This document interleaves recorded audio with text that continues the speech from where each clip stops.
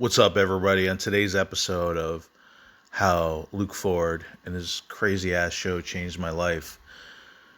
No, I mentioned, on this shitty channel, totally unscripted. So, unfortunately, when I make a video, there's always things I forget. So, that's why I got to make a second or third or fourth. But I kind of got my main thoughts and points out that I wanted to express. One thing I didn't delve into was when I first called into the show, it was largely as a place to talk about Jewish identity politics, which is really a term I think I gleaned from, oh, god damn it, I forget the guy's name. I have my computer so I can look it up, but the guy that wrote The Wandering Who, Gilad Atzmon, okay, I remembered it, who I don't have currently a favorable view of that guy, but he at least was willing to, as a Jewish guy, he stood out because he was willing to talk about and delve into Jewish identity politics, himself being a disaffected Jew or self-hating Jew or whatever you want to call him, because it is an interesting and unique identity. You can't really fully understand it exactly unless you live it, It's like being black in America or something. Like, I would never know exactly what it's like not having that lived experience, but living as a Jew, especially in diaspora, is its own unique experience. Even if even if it's all positive, it's just a different experience. But and I'm not like, this is gonna sound like a negative, but it's not really a negative. It's just the experience of Jews and whatever philo-Semitic people talking to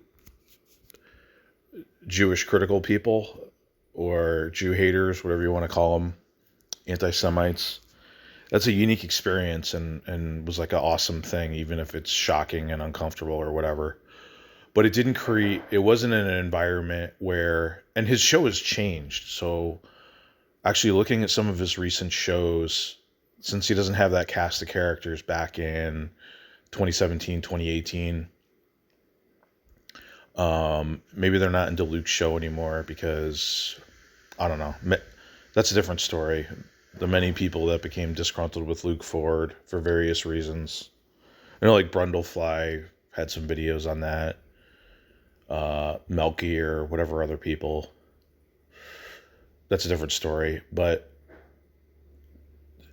this applies to any group of people. If the people in that group, or maybe some other people that are, don't have open hostility to that group, want to talk about that group, you can't really do it. It's not a good environment to do it when there's people that openly hate that group. Because then you can't have an open discussion, because am I really going to, as a Jewish person, do I feel comfortable criticizing Jews or Jewish identity when there's, like openly 1488 people there and you're kind of giving them ammunition? And they're people that I don't view as, that I view as disingenuous and, liars and just toxic people that I don't like. Do I feel comfortable having that discussion in that environment? No, I don't. I know I do not. And even if I did feel comfortable, I just don't think it's the right forum for it. You're going to talk about Jewish identity politics. You want to do it with other Jews of various backgrounds or viewpoints. You don't want to do it with Norvin Hobbs or even Brundlefly or somebody like this. So that's what I kind of feel was sort of a missed opportunity that could have existed on that show.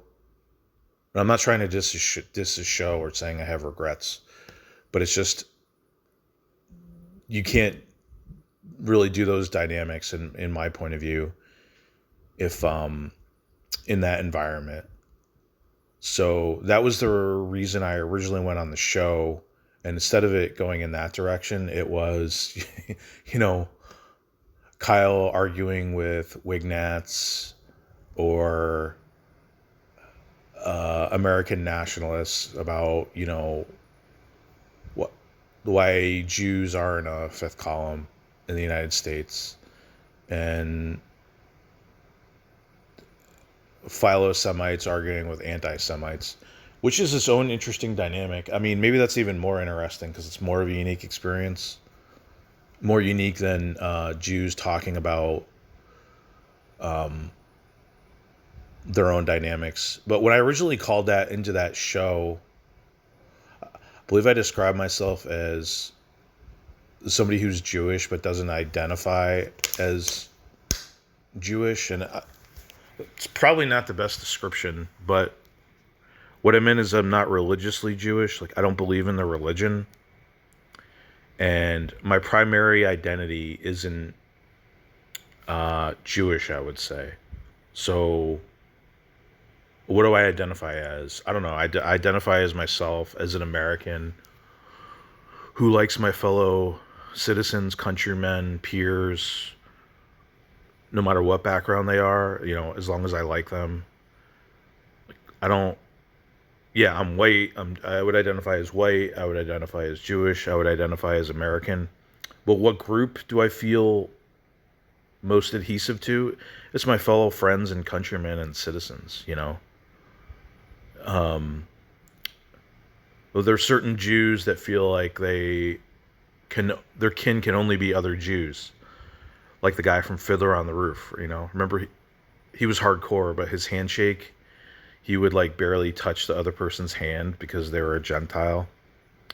You know, I don't like that line of thinking, because my lived experience has been the best people I know are other Americans, most of whom aren't Jews.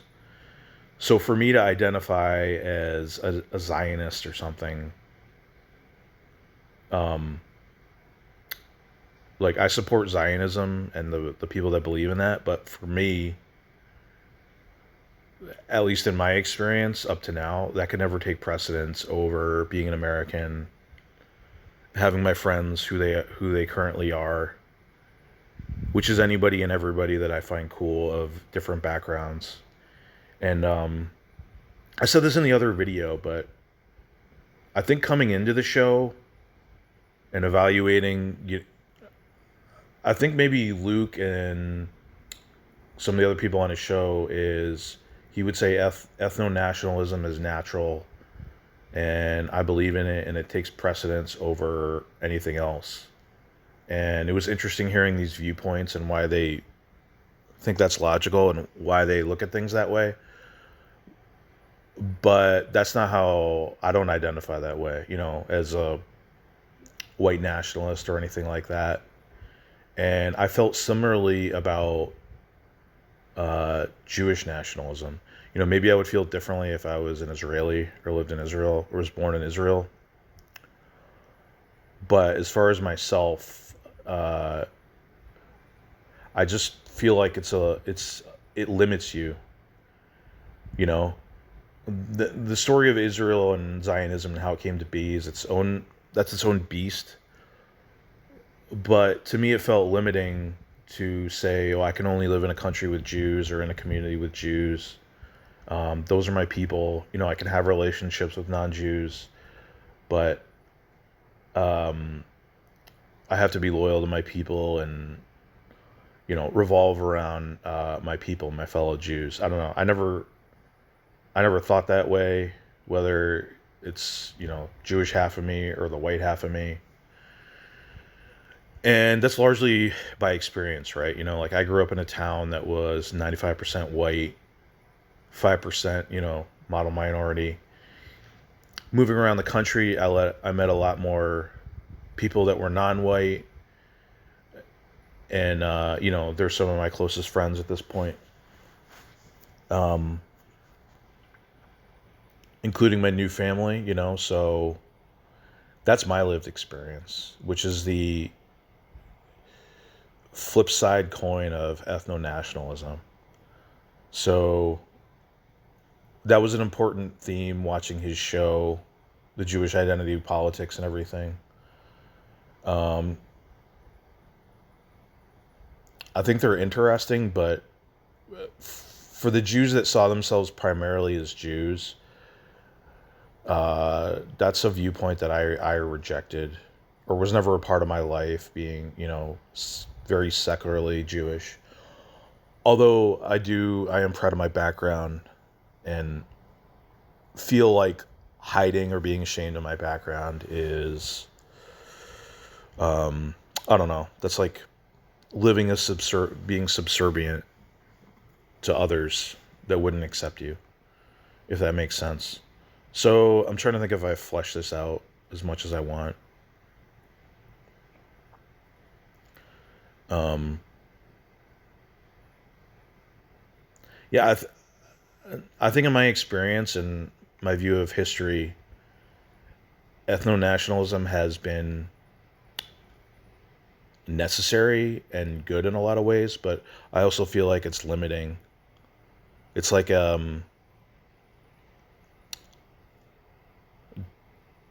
it's a limitation on human existence.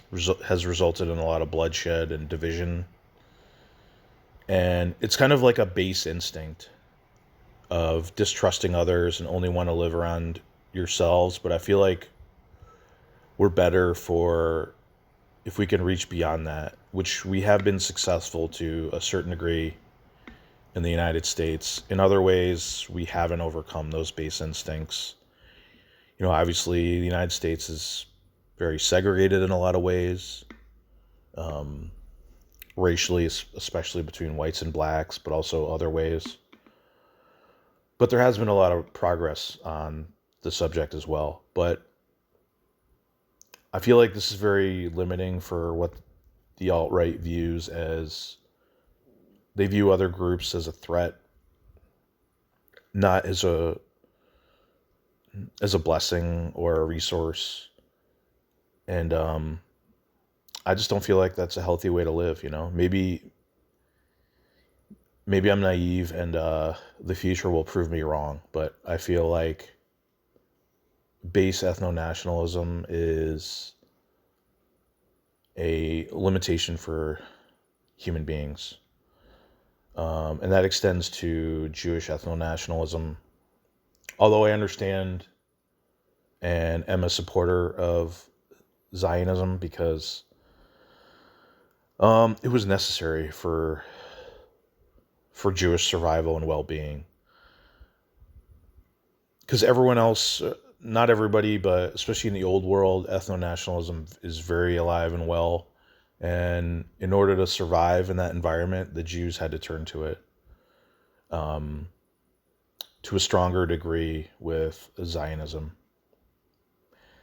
And I think I've fleshed this out as much as I possibly could. So hopefully that wasn't too torturous, but I just like getting my thoughts on video